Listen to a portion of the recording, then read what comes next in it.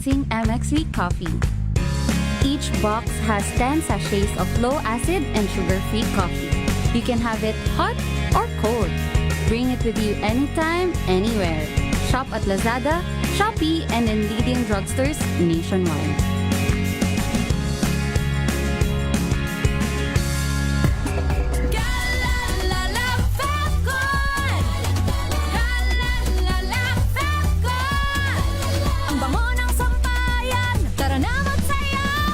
Fabcon, amoy nakaka-joyful! Sa lahat ng bagay, simula pa lang, siguraduhing max protection na. Kasi pag kulang ang proteksyon, baka madaling masira. Sa ngipin, dapat may max protection din. Max sa alaga ng unique toothpaste. With Max Protect Formula, help stop cavities before they start, while keeping breath fresh. Try unique maximum fluoride protection. Para max alaga, max protektado. ACS. Wow, ang saya. Isang barangay na labada, puro mancha pa. Goodbye, pahinga. Mommy, isang laba lang yan sa Pride Bar Blue. May powerful stain-away enzymes na malupit sa dungit mansya. At di masakit sa kamay.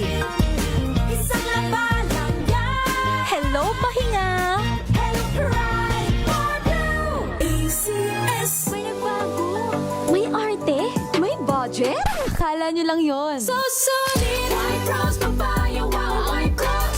White Rose Papaya. Wow, White Rose. White Rose Papaya. May glow up with White Rose Papaya. White Rose Papaya. May puti power times 2 kasi may papaya at niacinamide. May shea butter and tea tree oil pa. Kutis sulit ang glow up. Glow up with White Rose Papaya. White Rose Papaya. Kutis sulit ang glow up. ACS. Maulan man, no worries na amoy kulong ang damit. Charm Fabcon, bangong kumaka-bloom, tanggal amoy kulong sa bango ng charm. Kaya gamit ko, Charm Fabcon with Bloom Fresh Technology. Kills 99.9% of kulob-causing bacteria. May aroma burst pa of thousands of flowers and berries. Ang sampay sa loob, no amoy kulob. Bangong kumaka-bloom sa charm. Charm Fabcon.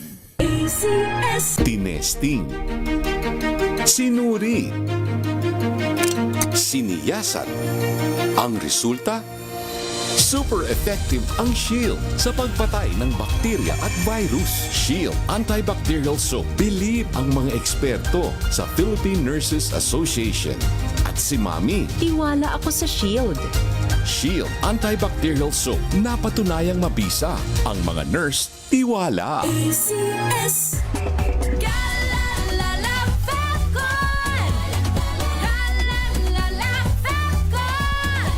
Ang bango ng sampayan, tara na magsayawan! Fabcon, amoy nakaka-joyful!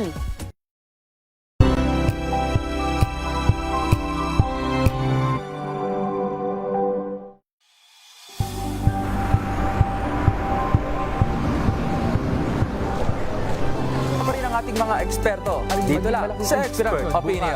Ito ang The Better You. TNVS. Trending and isang kwento, iba't ibang anggulo. Dito sa Point. Bawat pananagutan ating tatalakayin dito sa Hoy. Bawal yan. Pilipino, dito lang sa Music. Matchable entertainment and lifestyle. Ito ang MBC TV Network News. Una sa Pilipinas, una sa Pilipino.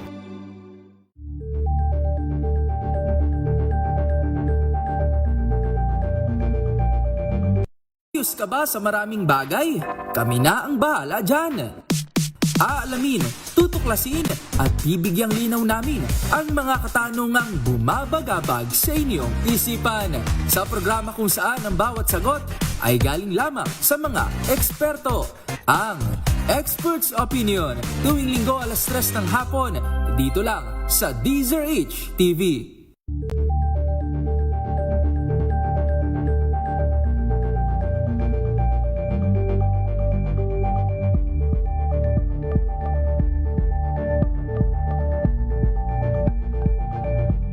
Tambalang Anthony Taberna at Jerry Baha ang gigising sa inyong umaga dahil lalatay ang humahagupit na diskusyon at komentaryo Lunes hanggang Biyernes sa 2x2.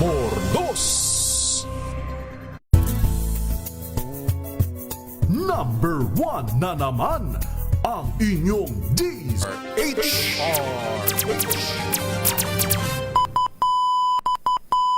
Pilipinas, ang ating oras, 3:08 ng hapon.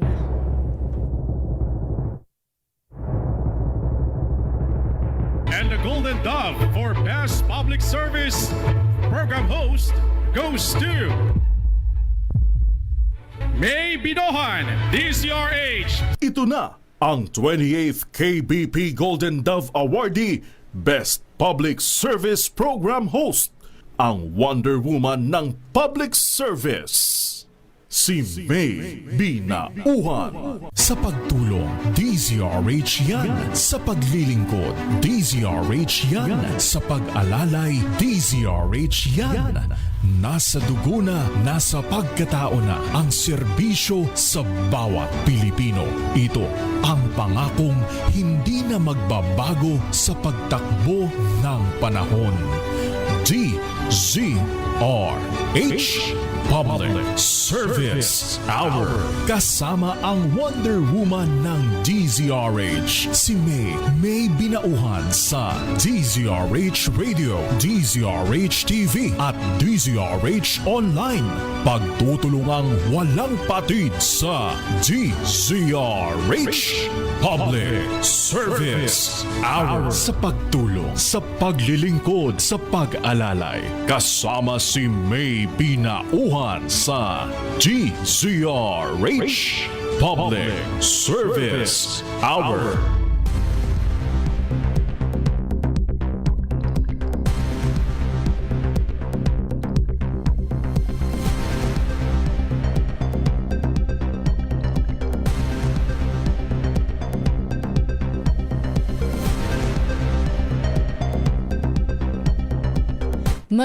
Magandang hapon Luzon, Visayas at Mindanao.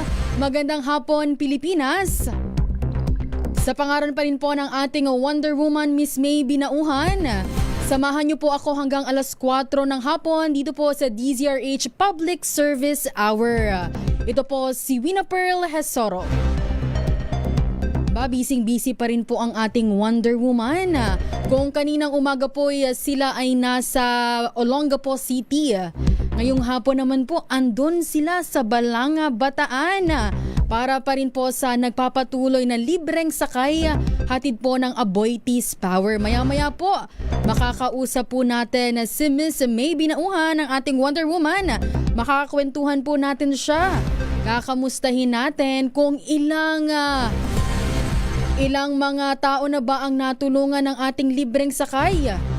Pero bago sa ating chikahan with our Wonder Woman, makibalita muna tayo sa DOST Pag-asa para sa ating Heat Index ngayong umaga o ngayong araw.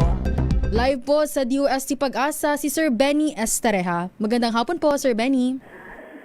Magandang hapon po. In terms of heat index po, mananatili pa rin matataas yung may tatala nating heat index o yung mararamdaman ng ating katawan.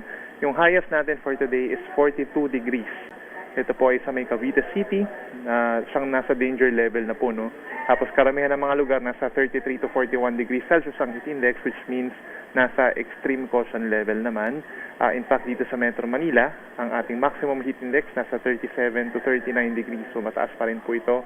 At we are advising pa rin na ugaliin pa rin ang pag-inom ng tubig and make sure po na kung lalabas ng bahay hanggang mamayang alas 4 ng hapon ay meron tayong bao na payong, sombrero, pamaypay, yung ating mga portable fans. Very useful po yan para iwas heat stroke ngayong kalagitnaan po ng tag-init. At yung mga pag-ulan natin, posible pa naman po. Mayroong mga pag-ulan in some areas of northern Luzon, ngayon din ng Visayas at Mindanao, but more on mga localized lamang po, meaning mga saglit lamang at mga biglaan at mawawala din afterwards. Yan muna latest mula dito sa weather. Sir Benny, isang tanong lang po. Opo, Sir Benny, ito pong nabanggit po nating mararamdaman nating pag-ulan. Meron po ba tayong certain time lang, like pagkahapon po or paggabi? Karamihan hapon po at saka early evening. Pero may mga ilang mga lugar na as early as madaling araw, may chance din po ng mga ulan lang at saka ambon. Ayan. Okay na po, Sir Benny. Maraming salamat po. Salamat po. Live po sa DOST Pag-asa si Sir Benny Estareja. Samantala po ngayon, dumako naman po tayo sa mga reports dyan po sa labas ng ating himpilan. Dahil ang Department of Justice itinuloy ang preliminary investigation sa SEC case laban sa Villar Company. Detalye sa report ni RH29 Boy Gonzales. Boy? Wina, muling isinagawa ngayong araw ng Department of Justice ang preliminary investigation kaugnay sa reklamong inihahin ng Securities and Exchange Commission laban sa Villar Land Holding Corporation. Personal na dumalo sa pagdinig ang magkapatid na sina Senador Mark Villar at Camille Villar upang magsumite ng kanilang kontra salaysay at panumpaan. Sa ambos interview, sinabi ni Redin Peralta Abera, ni Atty. Redin Peralta Abera, abogado ni Senador Mark, na natili silang kumpiyansa na walang sapat na batayan ang mga reklamong sinampa laban sa kanilang kampo. Siniyak din nilang patuloy silang makipagtulungan sa investigasyon. Ayon naman kay Senior Assistant Prosecutor Peter Ong, nagsumite na rin ng kanilang kontra salaysay ang isa pang kapatid na si Manuel Paulo Villar at iba pa mga respondent sa kaso. Samantala hindi naman dumalo sa mga pandinig ang mag-asawang sina dating Senador Manny Villar at Cynthia Villar. Ang kaso ay kaugnay sa reklamong market manipulation, insider trading at umano yung hindi tamang disclosure na nagresulta sa pagtaas ng halaga ng shares ng nabanggit na kumpanya ayon sa Securities and Exchange Commission. Ito si Boy Gonzales para sa Disarix, una sa Pilipinas.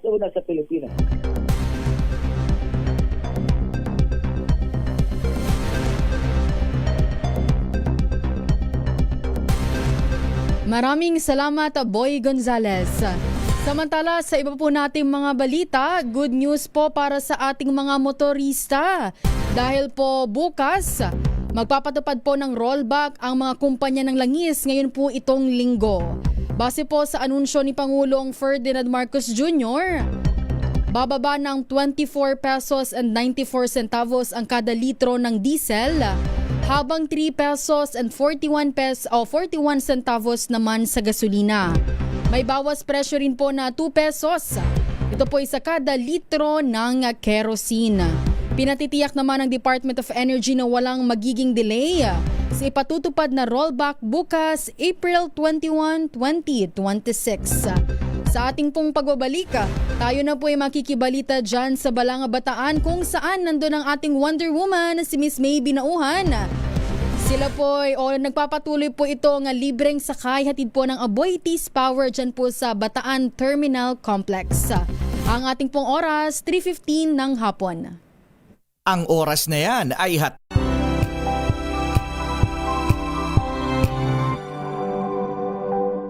Hello, Washi! Laundry day na naman! Yay! Anong meron? Mancha ng chocolate, putik, may libag pa! Kaya natin yan! With Pride Washing Machine Detergent, may triple stain-away formula. Tanggal ang makapit, madikit, at malupit na dumit mancha. Kaya easy-easy ang labada. Mula noon hanggang ngayon! All you need is pride! All you need is pride! ACS. Sa puso ng kalikasan, natatangi ang prutas ng mangosteen. Ito ay nagtataglay ng antioxidant compounds na alpha, beta at gamma mangosteen. Ang MX3 capsule ay isang food supplement na gawa sa natural na mangosteen. Ito ay tested and proven to help avoid knee joint pain discomfort para iwas-iwas sa sakit with long-term supplementation 2 capsules daily. MX3 capsule, tunay, natural at original. Mahalagang paalala, ang MX3 capsule ay hindi gamot at hindi dapat gamiting panggamot sa anumang uri ng sakit.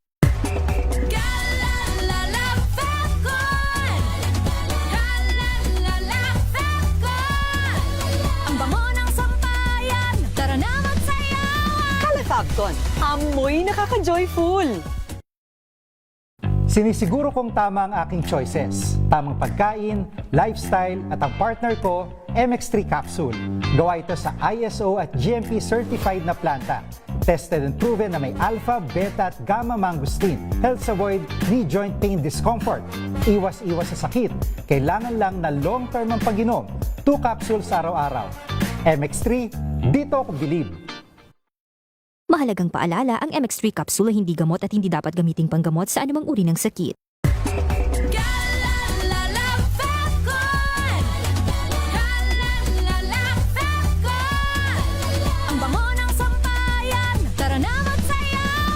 Calefabcon, amoy nakaka-joyful.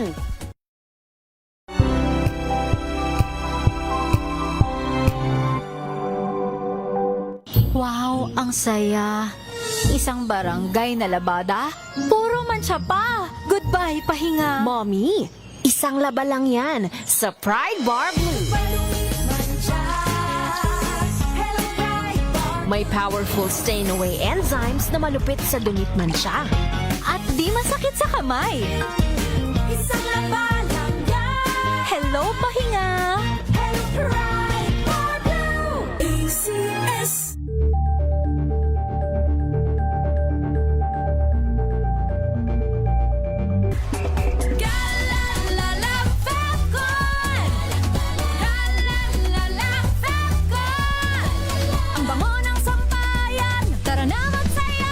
Calefabcon, amoy nakaka-joyful.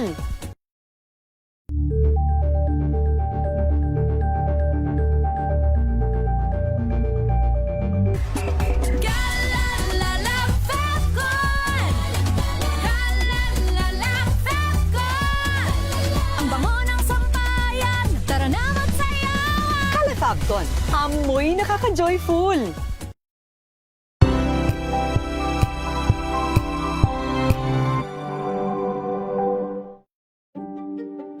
Buklatin ang mga pahina. Pakinggan ang boses ng lipunan. Tunghayan ang mga issue mula sa ibang katayuan. Nakakalungkot kasi deserve ba namin ng ganito? Na hindi nila alam kung ano talaga yung kanilang mga karapatan. Yung gobyerno, tinulungan nila yung kanilang magsasaka. Pinapatahimik tayong lahat using various laws. Through education, kayang-kaya nating baguhin yung ganitong klaseng pag-iisip. Isang kwento, iba't ibang anggulo. Dito, sa Point of View.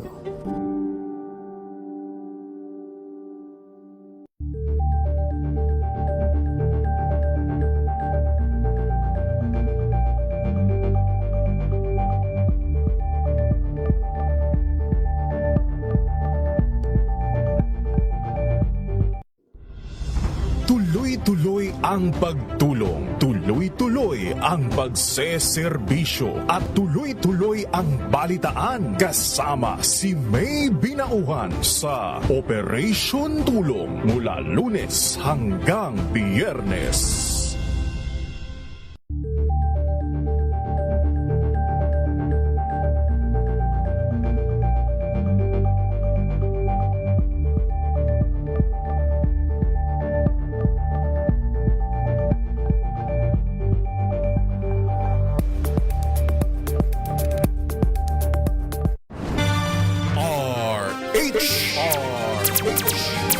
Sa pagtulong, sa paglilingkod, sa pag-alalay, kasama si May Binauhan sa DZRH Public Service Hour.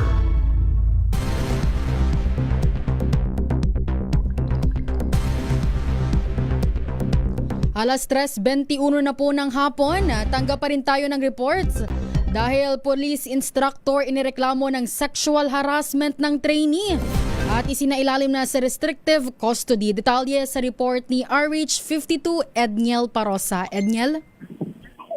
Wina Pearl, nasa kusulitingan na ng National Police Training Institute sa Calamba, Laguna ang Police Senior Master Sergeant na inireklamo ng isang 23 anyos na babaeng police trainee ng sexual harassment sa Cordillera Administrative Region Training Center sa Baguio City. Sabi sa mga reporters, ni PNP-TI Director, Police Major General Roy Parenya, agad na nagparelieve din sa pwesto itong pulis at isinailalim na ngayon sa restrictive custody. Kinuha ang kanyang service firearm, badge at ID bilang bahagi ng standard procedures. Batay sa paunang investigasyon, nangyari insidente noong Enero at muling naulit nitong Pebrero 8 sa loob mismo ng Barracks and Training Center. Sabi ni Parenya na itinan over na sa CIDG at PNP Women and Children Protection Center itong investigasyon sa criminal case, habang administratibong proceedings naman ay pinasa na sa National Police Commission. Samantala, sumala naman sa psychological intervention itong biktimang police trainee na nagpapatuloy habang nagpapatuloy ang masusing investigasyon ng otoridad. At ngayon naman yung trainee ay tuloy daw sa kanyang isinasagawang pagkasanay sa ilalim ng PNP. Ako si Edniel Parrosa na DZRH. Una sa Pilipinas, una sa Pilipino. Maraming salamat, Edniel Parrosa. Sa pagtulong, sa paglilingkod, sa pag-alalay, kasama si May Binauhan sa DZRH Public Service Hour.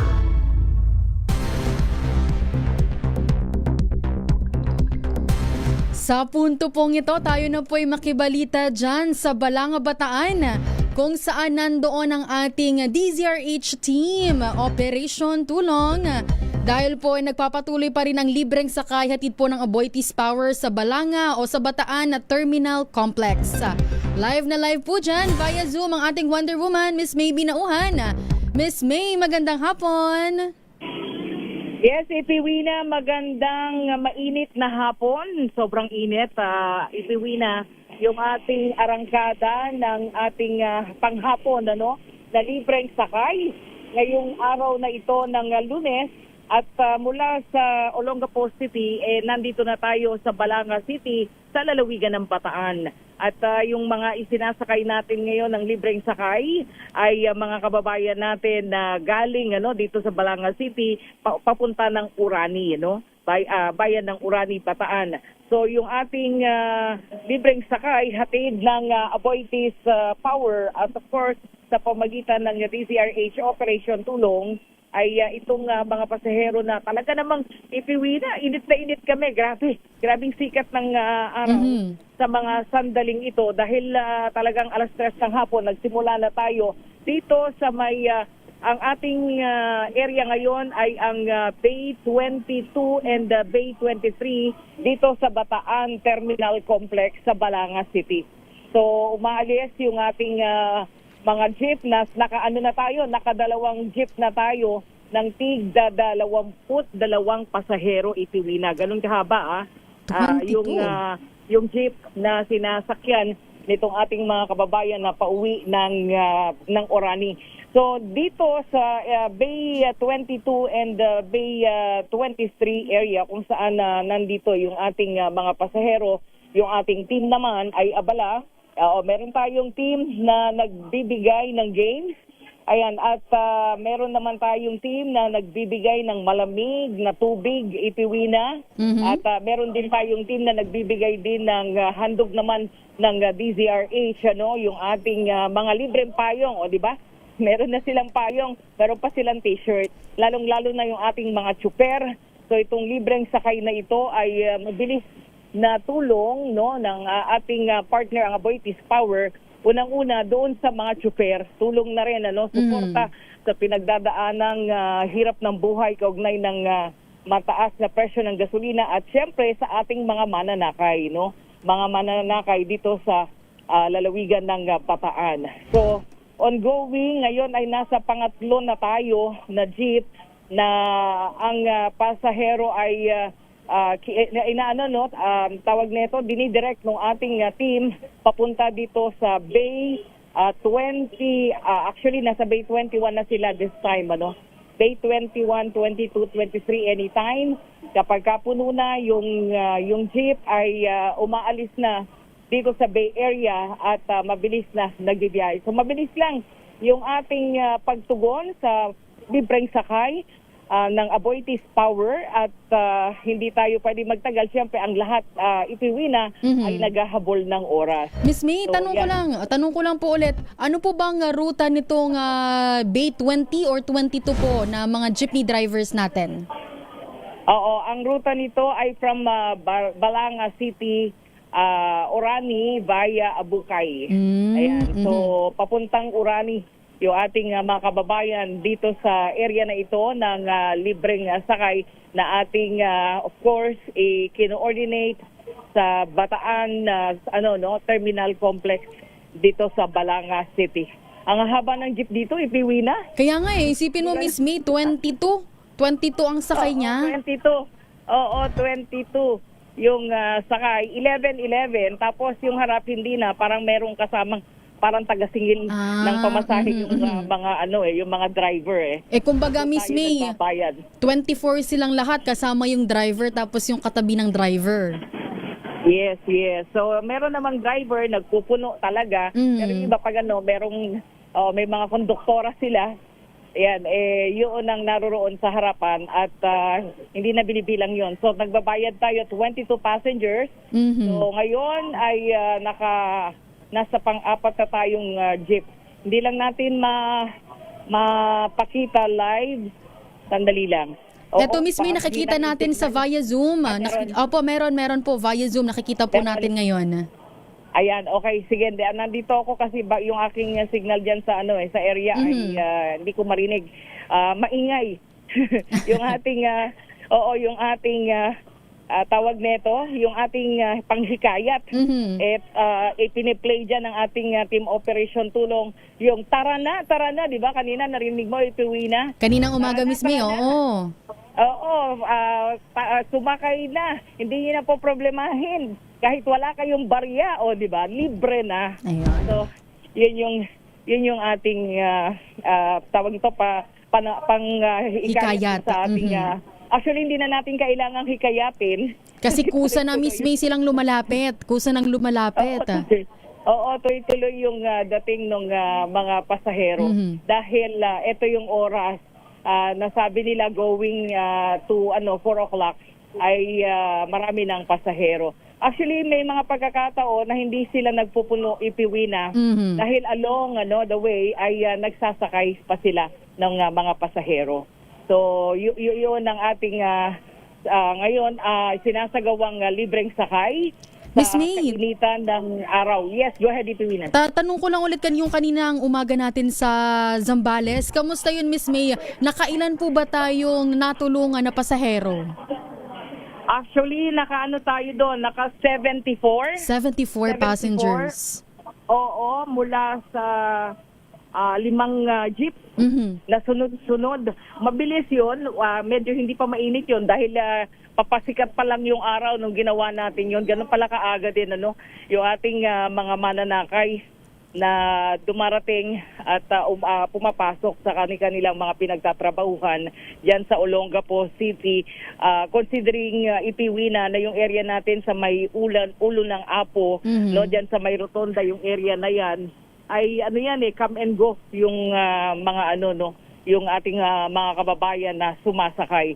Actually, yung maaga natin kanina na paghahatid ng libreng sakay ng ating partner na Aboitiz Power ay napakalaking tulong dahil nagulat sila kanina na meron libreng sakay. Kaya nga sabi ko dito rin, maging dito din ay nagugulat sila, inaagaw tayo doon sa lahat ng Bay Area. ang haba ng Bay Area nito.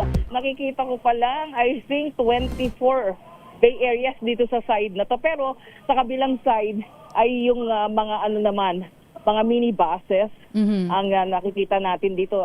Ang pangalan ay meron tayong nakita Max Jeep. So Balanga City tayo ngayon, sentro tayo ng ng lalawigan ng Bataan dito sa Balanga City. So, ngayong hapon ba Miss May, ilan po target natin ng pasahero? Siguro mag-target tayo ng 70 passengers. 70 passengers. Oo. Na ang pamasahe merong 30 pesos, may 35, may 40 pesos. Kung kaninang umaga Miss May, 13 pesos yung sa Olongapo City. Ngayon naman ay 30 pesos o 35 pesos. Kasi mahaba yung biyahe nila. So meron tayo kaninang binayaran 22 sa 40 pesos kasi papasok pa daw, meron silang dadaanan. And then meron tayong binayaran sa 35 pesos. Kanina yung huli, ayan, di ko alam, hindi ko pa namomonitor dun sa ating team. Ayan, ongoing ngayon at ang lahat ay busy sa Miss May, pagtutok. Paano tayo paano po tayo nagbabayad? Baka pwede po nating maikwento kung paano tayo magbayad. Pinupuno po ba muna itong jeep tapos pagkapuno na ibinibilang ng driver? Ganun po ba yun? Yes, binibilang namin, meron pa yung team, binibilang natin kung ilan yung nakasakay, tapos may nag-a-assist sa driver, and even the driver, binibilang niya din. And then, saka sasabihin, and then saka tayo mismo magbabayad sa kanya. Inaabot kagad natin yung bayad, and then sabay bigay sa atin namang handog, no, regalo sa ating mga tsuper, yung ating t-shirt ng DZRH at yung ating umbrella. O, di ba, meron silang uwi. Na ating mga t-shirt at umbrella, bukod pa dun sa mga papremyo sa mga games, mga munting games na hatid ng ating partner ang Aboitiz Power Itiwina. So yun, sabay-sabay. Hindi mo ma-imagine, sabay-sabay natin ginagawa yun kasi nga hindi pwede tayong makaabala. No? Dapat dire-diretso lang. Oo, dire-diretso lang yung ating mga pasahero para nang sa ganun. Walang mainip. At hindi tayo pwedeng maging mag-cause ng delay. Lalo na pagka puno na yun, larga na kagad, bayad, and then larga na yung passenger jeepney na ating pong subject ng libreng sakay. Ngayon, ang pinupuno ay nasa Bay 23. Puran, nakalagay dito, Bay 23. Ayun. Sige, Miss May, baka po meron kayong gustong pasalamatan sa mga bumubuo nitong libreng sakay. Narinig mo, Itiwina? Ayun, may nagpapasalamat nga. Oo, di ba? Maraming salamat. Yun, so paalis na si mamang driver. Tatay, anong pangalan? Emerson Forbes. Tatay Emerson, ayun, kumusta ang biyahe? Pero taga-taga na kailangan Opo. Ano po masasabi ninyo sa libreng sakay ng Aboitiz Power? Dinala po sa inyo. Tulong ko para sa aming mga driver ko ito kahit paano dahil po medyo tumas po yung kita namin sa biyahe pa natin. Opo. So ngayon ilan na sakay natin na inyo pong ibibiyahe? 22 po. 22. So 22 babayaran namin sa inyo. Pagkano bawat isa? 40 po, ma'am. 40, ayan. So, mag-highway po kasi sa highway. Ayan. Po ng tempo. Okay. So anong inyong gusto sabihin sa inyong mga pasahero? Pasalamat kayo sa ating kung sino yung sponsor po dito sa Libre Sakay.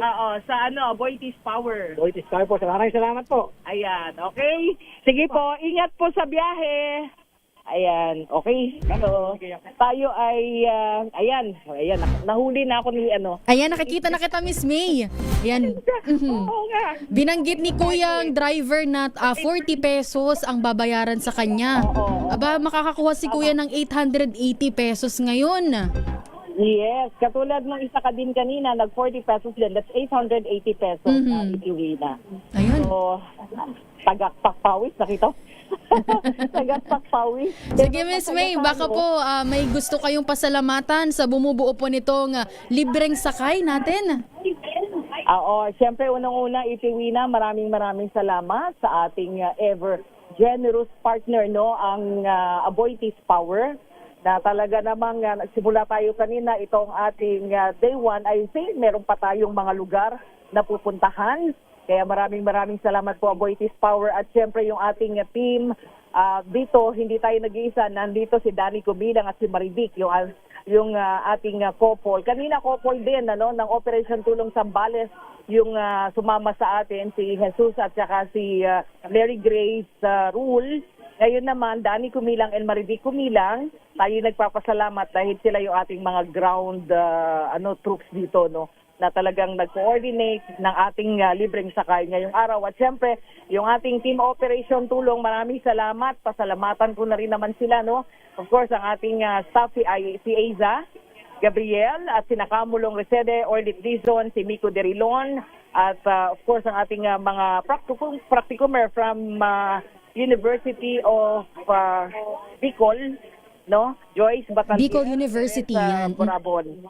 At siyempre, ang ating piloto si Mike Lumaban. Lahat tayo ay abala. So ngayon, nagbibigay pa rin tayo ng mga tubig na ating pinalamig para nang sa ganon ay meron ding tubig habang bumibiyahe yung ating mga pasahero, Wina. So yun. Yan muna, mamaya magbabalik tayo at ang magre-report ay si si Danny Kumilang. No? Habang nagpapatuloy tayo dito sa, syempre, libreng sakay. At yan po ay hatid ng ating generous partner, ang Aboitiz Power, kasama ang DZH Operation Tulong. Paalis na. Ayan, si Tatay Emerson, tama? Ayan, ang kanyang biyahe, Balanga City, Orani, Baya, Abukay. No? Ayan, so papuntang Abukay. Ayan. Ilan daw. Ayun, nakaalis na. Okay, so yan. So pansamantala, Itiwina, babalik tayo mula dito sa Bataan, tawag dito, terminal complex sa Balanga City, kasama ang ating team, Operation Tulong. Ayan, ako naman may binauhan para sa DZRH, una sa Pilipinas, una sa Pilipino. Maraming salamat, Miss May Binauhan. Live pa rin po dyan sa Bataan Terminal Complex. Dahil dyan nga po ng tuloy-tuloy pa rin po ang pagbibigay natin ng libreng sakay sa ating mga kababayan. Kaya naman sa mga taga-Bataan dyan, pwede na po kayong pumunta sa Bataan Terminal Complex. Para po ma-avail nyo na ang libreng sakay hatid po ng Aboitiz Power. Pero bago po tayo mag-commercial, tanggap pa rin po tayo ng report. 48 na individual, kabilang po ang 41 na Pinay na sangkot sa love at investment scam. Arestado ng NBI sa isang condominium sa Parañaque City. Detalye sa report ni RH27, Noche Cacas. Noche? Uwi na, iniharap ngayon ng National Bureau of Investigation o NBI sa media itong 48 individuals na sangkot sa online scamming gaya ng .scam at investment scam. 41 na dito, Wina, ay mga Pinay at 7 foreign nationals. Kabilang na nga dito yung 6 na Indonesian at 1 Malaysian national. Ayon kay NBI Director Attorney Melvin Matibag, ang mga Pinay ang nakikipag-transaksyon sa mga dayuhan at target umano nito ay mga foreigner mula sa European countries. Nag-upgrade na rin sila, Wena, no? Ang sinasabi nito ay nag-upgrade ang mga ito gaya ng paggamit ng artificial intelligence o AI para makapanloko. Narito si NBI Director Attorney Melvin Matibag. Operation na to. Tama yan na mukhang nag-upgrade na rin yung ating mga nag-scam online o yung criminality na upgrade na rin nila. Kaya nga medyo naging mahirap itong action na to ng SO kasi build on units, tama yun, lipat-lipat. Tapos using artificial intelligence, medyo advanced na nila. So ito yung tinatawag na big butchering tapos cryptocurrency investment fraud na ginawa nila. And because of that, ito nga isang direction natin dito sa NBI to improve our methodology and yung tools natin to fight this kind of crimes na ginagawa ng DICE. Inaresto sila, Wina, sa isang condominium building dito sa lungsod ng Parañaque. 14 na unit ang kanilang narentahan. Tinitingnan pa ngayon ni Matibag kung may pananagutan ang gusali dahil wala umano itong permit to operate. RH27, Notika ka sa DCR8, una sa Pilipinas, una sa Pilipino.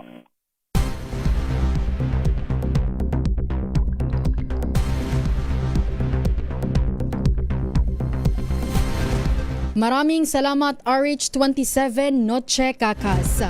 Sa ating pong pagbabalik, meron po tayong makakausap ngayong hapon. Ito po ay si Sir Ronald Gustillo mula po sa Digital Pinoys, ang national campaigner ng Digital Pinoys.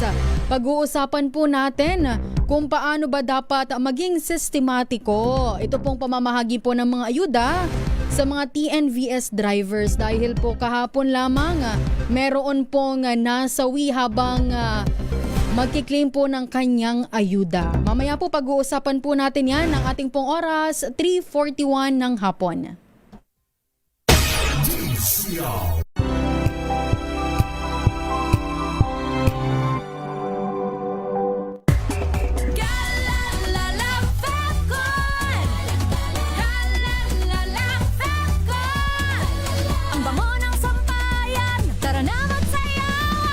Kalefacton, amoy nakaka-joyful.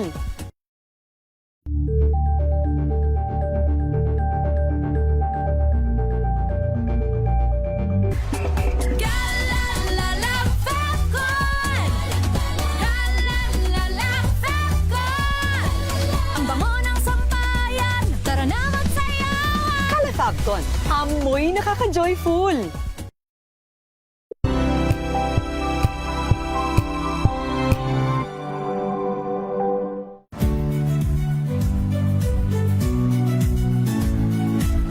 Magandang araw mga kaibigan. Ito po ang inyong balerina ng bayan, si Lisa Macuja Elizalde, na nag-aanyaya sa inyong samahan kami at ang aming mga espesyal na panauhin para sa kalahating oras ng masayang kwentuhan sa aming programang Art to Art, kung saan ang usapang sining at kultura ay para sa lahat. Huwag kaliligtaan, tuwing linggo, alas 3:30 ng hapon, dito lamang sa DZRH Radio, DZRH TV, at via online streaming.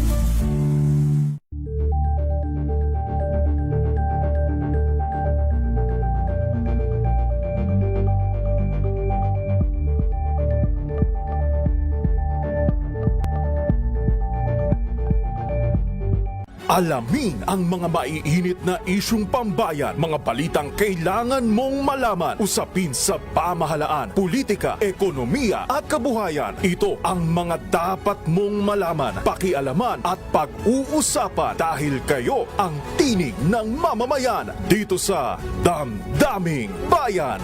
Live sa DZRH Radio, DZRH TV at DZRH Digital. Kasama sina Lakay, Deo Macalma at Elaine Apit. Araw-araw, Lunes hanggang Biyernes. Damdaming Bayan.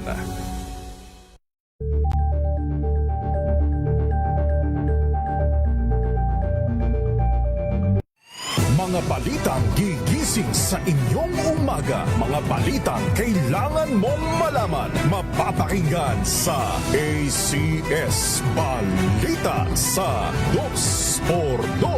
Kasama sina Anthony Taberna at Jerry Baha. Lunes hanggang Biyernes.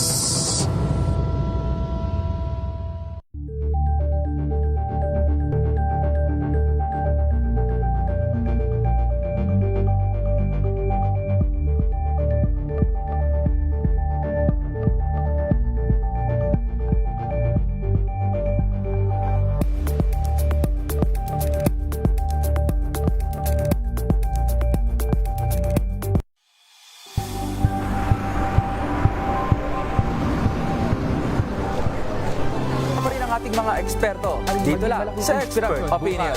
Ito ang The Better News. TNVS, trending and isang kwento, iba't ibang anggulo.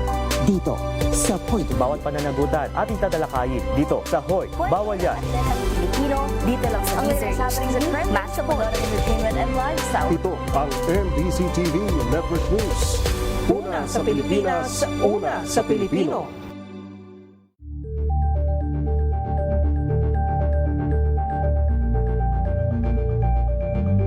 Curious ka ba sa maraming bagay? Kami na ang bahala dyan. Aalamin, tutuklasin at bibigyang linaw namin ang mga katanungang bumabagabag sa inyong isipan. Sa programa kung saan ang bawat sagot ay galing lamang sa mga eksperto.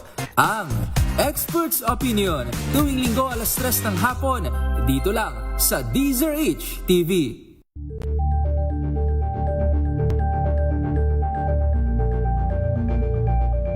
Tambalang Anthony Taberna at Jerry Baha ang gigising sa inyong umaga dahil lalatay ang humahagupit na diskusyon at komentaryo Lunes hanggang Biyernes sa 2x2.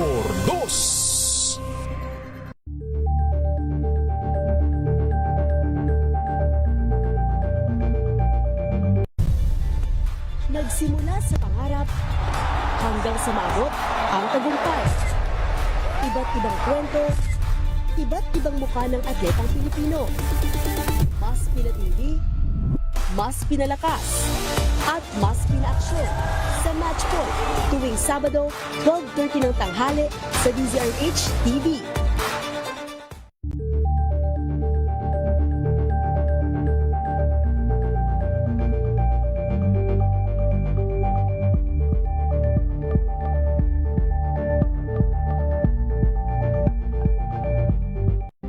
maagang balitaan, maagang usapan sa mga issue at balita. Kasama si Kuya Angelo Palmones sa Magandang Umaga Pilipinas. Mula Lunes hanggang Biyernes.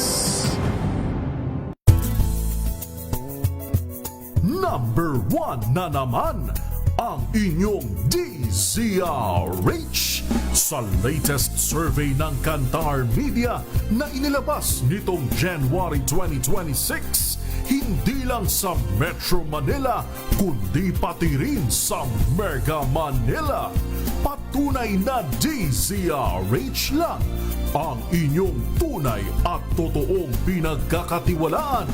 Taos-puso po kaming nagpapasalamat sa inyong patuloy na pagtitiwala dahil ang DZRH, una sa Pilipinas, una sa Pilipino, saan ka man sa mundo, tayo Pilipino.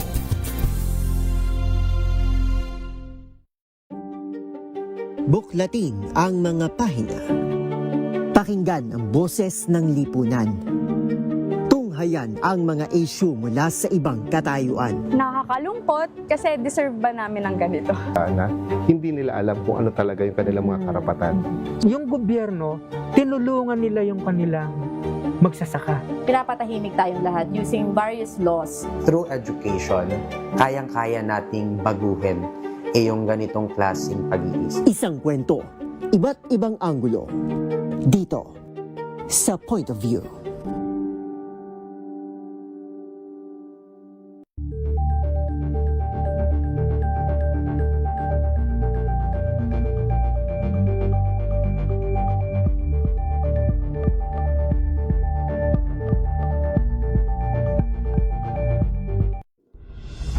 Tuloy-tuloy ang pagtulong, tuloy-tuloy ang pagseserbisyo at tuloy-tuloy ang balitaan kasama si May Binauhan sa Operation Tulong mula Lunes hanggang Biyernes.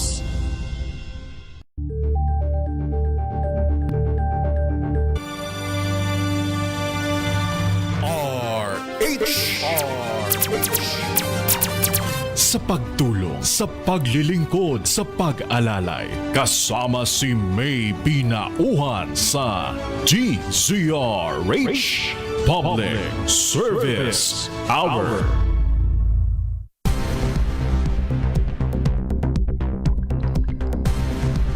Sampung minuto na lang po bago mag alas 4 ng hapon at sa punto pong ito, tayo na po yung makipag-usap sa ating national campaigner ng Digital Pinoy. Walang iba kundi si Sir Ronald Gustilio. Magandang hapon po, Sir Ronald. Magandang hapon po, Ma'am Wina, at magandang hapon po sa ating mga taga-subaybay. Ayun, Sir Ronald, di ko na po patatagalin pa ito. Unang tanong ko, Sir Ronald, ano po ba ang masasabi nyo? Ano po ba ang naging reaksyon ng Digital Pinoy patungkol po dito sa nangyari pong may isa tayong kababayan na nasawi kahapon habang po nakapila siya para po sa pamamahagi ng fuel subsidy? Siyempre, tayo po ay nakikiramay po doon sa pamilya po ng ating kababayan na pumanaw nga, no? At nakakalungkot po na umabot pa po sa ganito, no, na may masasawi dahil po doon sa pagkuha ng tulong para sa kanya sana, para magampanan niya yung kanyang trabaho, yung paghahanap buhay niya, no? So siguro wake up call ito para sa ating lahat, no, sa laluhod, sa ating mga kaibigan sa ating gobyerno na gawing mas efficient sana yung pamamahagi ng ganitong mga tulong. And at the same time, syempre dapat gawing ma-hold accountable yun yung mga kumpanya na naging dahilan kung bakit humantong po sa napakaraming kababayan natin yung kinailangan pang pumila. Ayun. Meron pong panawagan, sir. Basahin ko lang po itong panawagan. Nasabi, riders' death in aid queue shows need to enforce rules and fix overboarding. Sa tingin po ba ninyo, malinaw itong indikasyon ng sistematikong problema? Ito po ay sa mamahagi pa rin po ng ayuda para po sa ating mga TNVS drivers. Opo, no? Siyempre, kailangan ho mas maayos ho yung maging sistema ho sa mga susunod pa, no? Kasi talaga hong malaking factor ho talaga yung init ho nung panahon ngayon. And at the same time, syempre napakarami ho nila doon, no? Although binabanggit ho kanina ni Mayor Belmonte, hindi ho dahil do sa init. Pero syempre talaga naman hong mainit yung panahon. So sana ho next time mas mapaghandaan. Kailangan ho talaga marami naman hong pasilidad na pwede sana nga magamit pa. Para naman ho kahit pa paano, kung magtagal man hindi naman ho ganun kalala yung sitwasyon ng ating mga kababayan pag nakapila sila, no? Pero yung pinakamahalaga po dyan, meron naman ho tayong mga ibang platform para pagpamahagian ng ayuda. Yung binabanggit nga ho namin noong umpisa pa lamang, ito hong mga kababayan ho natin na motorcycle taxi rider, mga TNVS, meron ho yung mga driver app na meron na hong integrated na wallet. Pwede hong doon pinadaan, pwede hong mga sa e-wallet accounts ho nila pinadaan, no? So, sana ho, susunod, makonsider na po ito. Ayan, at speaking of e-wallet, sir, meron pong binanggit kanina si DSWD Secretary Rex Gatchalian na idadaan na daw po sa mga e-wallet ito nga pong ayuda sakaling pong magkaroon ng panibagong round. Ito po ay pamamahagi pa rin ng fuel subsidy sa mga motorcycle, taxi rider, TNVS at service delivery riders. Ano pa ba, sir, ang masasabi nyo sa panig po ng Digital Pinoys? Ano po ang naging reaction po ninyo dito? Well, tama lamang po, no, na i-maximize po natin yan. Pero syempre naintindihan din ho natin yung DSWD kasi alam niyo ho kung kami ho kasi nabantayan ho namin kung paano ho ito na nag-transpire, no, paano po umabot na kinailangan ng validation ng ating hong DSWD. Kasi ho, alam niyo ho, meron hong bahagi ng listahan na itinago ho talaga sa kanila. So, syempre, kailangan din hong makasiguro na yung DSWD, talaga hong maliliquidate din ho nila yung pondo na na kanila hong ipinamimigay do sa mga tao. Ibig sabihin, kailangan makatiyak sila na doon na una, totoong tao yung mga makakatanggap at pangalawa, mga tamang tao yung tatanggap. Kasi ho, alam niyo, yun hong pagtatago sa kanila nung malaking parte ng listahan. Ano ho talaga yun kung kahit ako ho nasa kalagayan ni Secretary Gatchalian, talaga hong gugustuhin ko po na magkaroon ng validation. Yun nga lamang, natapat din ho talaga na napakainit ho nung panahon. Tapos yun din ho yung venue na ibinigay ng mga local government partners. So, talaga hong kumbaga, it could have been better. Pero this is the system that they're currently working. Pero siguro ngayon na patapos na sila at pinag-uusapan yung next round kung magkakaroon man, siguro nakapag-validate na sila. So, pwede na hong i-wallet sa susunod. Ayun. At sa inyong palagay po sa panig po ninyo, sir, ano po ba dapat ang enforcement mechanism po ng ating gobyerno o paraan po nila na dapat po gawin para po naman maiwasan po natin itong tinatawag na duplication o kaya naman po may mga kababayan tayo na wala po sa listahan o kaya naman kung hindi wala sa listahan na overlisting na ng beneficiaries? Ito po, ganito po kasi yan, no? For the longest time, mula ho nung pinatupad ho yung pilot study, mula ho nung tayo po ay naging kabahagi sa diskusyon dyan, binabanggit na ho natin na dapat meron ho talagang database na kung saan transparent ho ito sa gobyerno. Ibig sabihin, sa tuwing meron hong i-onboard, meron hong tatanggalin, meron sususpindihin, dapat nakikita ho agad yan ng gobyerno real time. Dapat merong shared dashboard yan sa ating mga regulators, particularly sa LTFRB. Pero nasa napakatagal na panahon, nagre-rely ho talaga sila sa report ng mga kumpanya. No? So talaga hong nagulat ho tayo na meron ho talagang nakatago na ganyang kalaking bilang ng mga motorcycle taxi riders at mga transport network vehicle service drivers. No? So talaga hong nakakagulat. Kasi ho, alam niyo ho, 2 years ago, nagsampa ho tayo ng reklamo sa LTFRB. Ang pinag-uusapan lamang namin doon, parang 6,000 na riders na wala doon sa kanilang alokasyon. Pero ngayon ho, ang pinag-uusapan ho natin, mahigit 250,000 na ho na mga more or less na mga riders sa lahat ho ng mga platform. Ang sumobra. No? So talaga hong nakakatakot ho yung ganyang sitwasyon. So ibig sabihin ho, meron ho talagang kumpanya na sinasamantala ho yun hong mekanismo na pinapairal ngayon. Ayun. So sir, ano po ba ang naiisip po ninyo nga pwede po nating gawin para po dito? Tama po ba itong digital verification system po para po maiwasan natin ang ganitong insidente? Opo, dapat po meron ho talaga yan. Unang-una dapat simulan ho sa pagkakaroon ng database na hinahawakan ho ng LTFRB.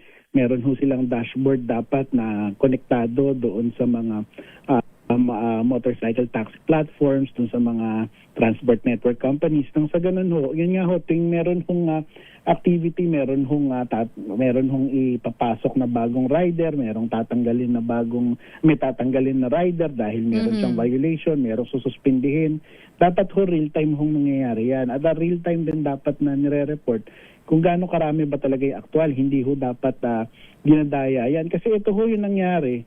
Ang unang ipinasa kasi yun lang pasok sa alokasyon nila Pero later on, dun ho sa proseso ng pamamahagi ng ayuda, so sobrang dami ng mga nagpunta, hindi na sila kayang hindi sila mauubrang baliwalain ng DSWD. Kumbaga sobrang dami na nito di ba? At sila yung nasisisi. So doon lamang ho nagkabukingan na may ganyan na karami, no? So kailangan ho talaga maging mahigpit na doon sa pagkakaroon ng database at doon compliance ng mga kumpanya. Pero syempre, hangga't hindi ho sineseryoso ng LTFRB, yun hong mga parusa, yung pag-i-impose ng mga mabibigat na parusa sa mga pasaway na transport network companies, sa mga motorcycle taxi platforms, talaga hong hindi ho sila, kumbaga papaikot-ikutin ho sila ng mga yan, which is exactly kung ano ho yung ginawa nung nag-violate ho na kumpanya. Talaga hong tinago ho sa kanila Pero may lesson ho tayo dyan, doon ho sa ginawa ho ng DICT at CICC, na kung saan yung mga kumpanya ho, yung mga platforms na hindi ho nagko-comply sa safety regulations ng ating bansa, doon ho sa mga platforms na nagpo-post ng threat sa seguridad ng ating mga kababayan, talaga kung hindi ho sila sumunod, ibaban ho sila. Pwede hong gawin yan ng LTFRB. Nang sa ganun po, talaga kung kabahan naman ho itong mga kumpanyang ito na at sumunod sila. Dapat lang talaga, kailangan lang natin ng ngipin palakasin pa natin ang ganitong sistema ng ating gobyerno. At panghuli na po sir, panghuling tanong po Sir Ronald, ano po ba ang inyong mensahe para po sa ating mga kababayan, lalong-lalo na po sa ating mga TNVS driver na hanggang ngayon kung hindi pa man nakakakuha ng kanilang mga ayuda? Opo, doon po sa ating mga kababayan, ang binabanggit ho ng mga kumpanya na isubmit na ho nila lahat. So ibig sabihin ho, dapat ho lahat ho ng mga TNVS drivers, lahat ho ng motorcycle taxi riders nakatanggap ho ng ayuda. Kung kayo po ay wala ho sa listahan at kayo po talaga ay lehitimong driver, lehitimong rider, isumbong nyo po sa DSWD, isumbong nyo po sa LTFRB. Nang sa ganun, magkaalaman po tayo, baka hindi pa ho ito yung huli o baka meron pa hong itinatago na listahan at makakaasa po kayo. Yung Digital Pinoy po ay patuloy po na magbabantay sa isyong ito at kakalampagin ho natin ang mga kailangan kalampagin. Nang sa ganun masiguro na this time meron naman hong managot sa kanilang mga kapalpakan. Ayan, maraming salamat po Sir Ronald Gustilio. Maraming salamat din po.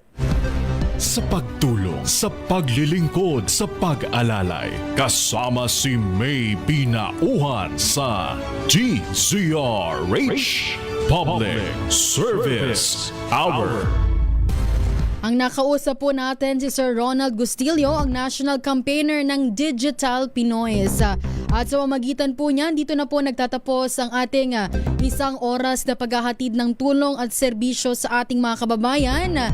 Dito pa rin po sa DZRH Public Service Hour. Sa pangalan pa rin ng ating Wonder Woman, Miss May Pinauhan, inyo pong nakasama Wina Pearl Hasoro para sa DZRH, una sa Pilipinas, una sa Pilipino. Ang ating oras, 4:01 ng hapon.